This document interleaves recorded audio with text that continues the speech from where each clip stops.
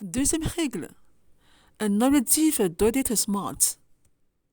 Un objectif qui n'est pas spécifique, mesurable, ambitieux, réaliste et temporel n'est pas un objectif, c'est plutôt un rêve.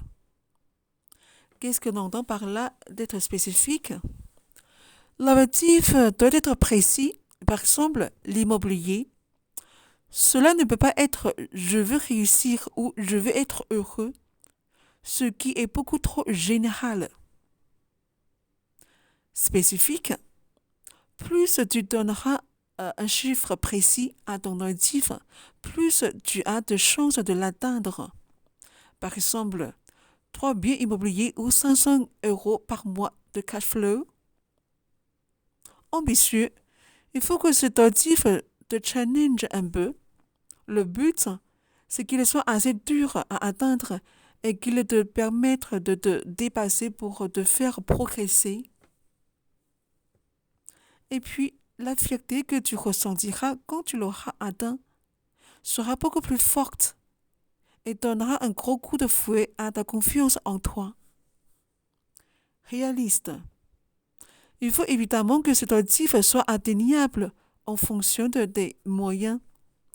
Rien ne sert de fixer l'objectif d'escalader le mont Everest si tu n'as jamais fait une randonnée temporelle. Et enfin, le plus important pour moi, la date. Ton objectif doit être limité dans le temps. Plus la date précise, mieux c'est. Cela décuplera en toi des moyens insoupçonnés. Exemple d'un objectif SMART. Le 25 novembre 2021, je suis propriétaire de 2 immeubles de rapport avec 4 appartements chacun minimum.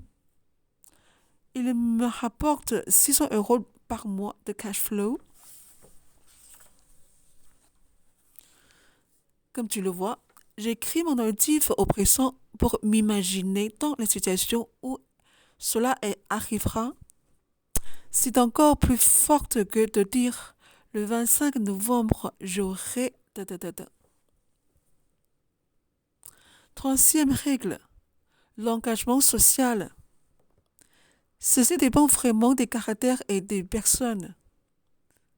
En tant qu'humains, nous n'aimons pas être rejetés. La peur de l'échec cache souvent la peur du rejet. En ce sens, si nous nous engageons socialement à faire quelque chose, nous décuplons davantage de moyens pour le réussir, par peur d'échouer à la vue de tous. Concrètement, cela veut dire que tu dois annoncer ton objectif à des amis, familles et collègues de travail. Cette année, j'achète un immeuble.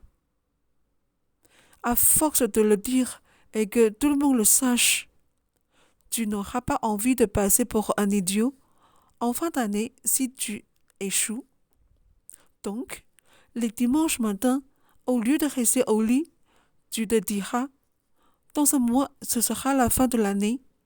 Je me vois mal arriver à la machine à café et dire que je n'ai pas acheté. Je sors du lit et je cherche des annonces et mots.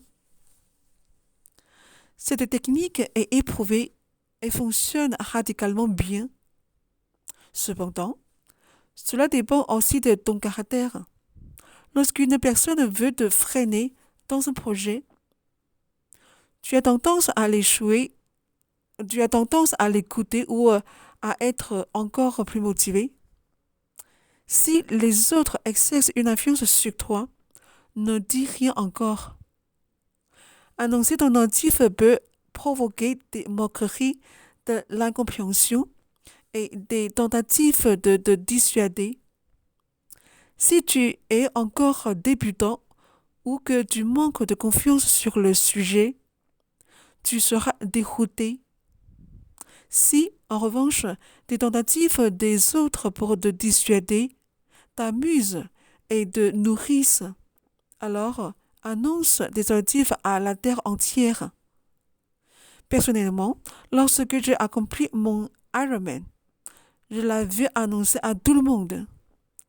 Et la réaction que je préférais était: mais t'es fou, tu n'as jamais nagé ni fait de vélo, tu n'arriveras jamais. Ce qui me faisait rire. Merci, t'es en train de me, t'es en train de me donner toute la force dont j'ai besoin. J'y arriverai juste pour te donner tort. La critique doit avoir cet effet-là sur toi.